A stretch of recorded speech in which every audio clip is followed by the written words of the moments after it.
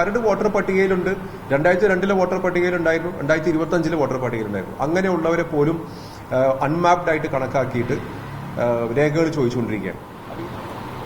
ഇപ്പൊ SIR ബന്ധപ്പെട്ട് പല വിധത്തിലുള്ള ആശങ്കകളാണ് നമ്മളിപ്പോൾ കണ്ടുകൊണ്ടിരിക്കുന്നത്. ഏകദേശം 43 ലക്ഷം ആളുകളെയാണ് വോട്ടർ പട്ടികയിൽ നിന്ന് മാറ്റിയിരിക്കുന്നത്. ഇത് 19 ലക്ഷം അൺമാപ്ഡ് എന്ന് പറഞ്ഞിട്ടും 24 ലക്ഷം മരിച്ചവരോ അല്ലെങ്കിൽ അതുപോലെ തന്നെ ഡ്യൂപ്ലിക്കേറ്റ് വോട്ടർമാരോ എന്ന് പറഞ്ഞിട്ടാണ് മാറ്റിയിരിക്കുന്നത്.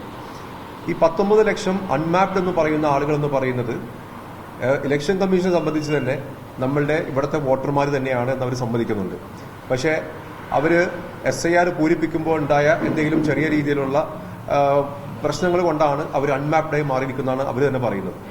ഇപ്പൊ കണ്ടുകൊണ്ടിരിക്കുന്ന ഒരു പ്രക്രിയ എന്ന് പറയുന്നത് 2002 വോട്ടർ പട്ടികയിൽ ഉള്ള ആളുകൾ 2025 വോട്ടർ പട്ടികയിലും ഉള്ള ആളുകളെ പോലും കരട് വോട്ടർ പട്ടികയിൽ വന്നതിന് ശേഷമാണ് അൺമാപ്ഡ് ആണെന്ന് പറഞ്ഞിട്ട് BLOമാർ വിളിക്കുന്നത്. എന്നിട്ട് അവരുടെ അടുത്ത് രേഖകൾ സമർപ്പിക്കാൻ പറയുകയാണ്.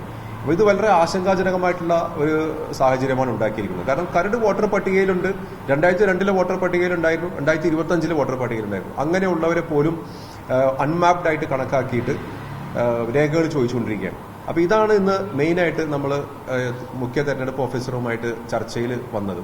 അപ്പോൾ അദ്ദേഹം പറയുന്നത് അത് ഇവര് ഇപ്പോഴത്തെ എന്യൂമറേഷൻ ഫോം പൂരിപ്പിച്ച സമയത്ത് 2002 അവരുടെ കാര്യപ്രസക്തമായിട്ടുള്ള കാര്യങ്ങളൊന്നും എഴുതിയിട്ടുണ്ടാവില്ല, അതുകൊണ്ടാണ് അവർ അൺമാപ്ഡായി മാറിയിരിക്കുന്നത് എന്നുള്ളതാണ്. പക്ഷെ എനിക്കറിയാവുന്ന ഒരുപാട് കേസുകളിലുള്ള ആളുകൾ 2002 വോട്ടർ പട്ടികയിലുള്ള ആളുകൾ പോലും ഈ അൺമാപ്ഡായിട്ട് വന്നിരിക്കുന്ന ഒരു സാഹചര്യമാണ്. അപ്പൊ അത് വളരെ ഗൗരവകരമായിട്ട് തന്നെ കണക്കാക്കണമെന്ന് നമ്മൾ ഇലക്ഷൻ കമ്മീഷനോട് നമ്മൾ ആവശ്യപ്പെട്ടിരിക്കുകയാണ്.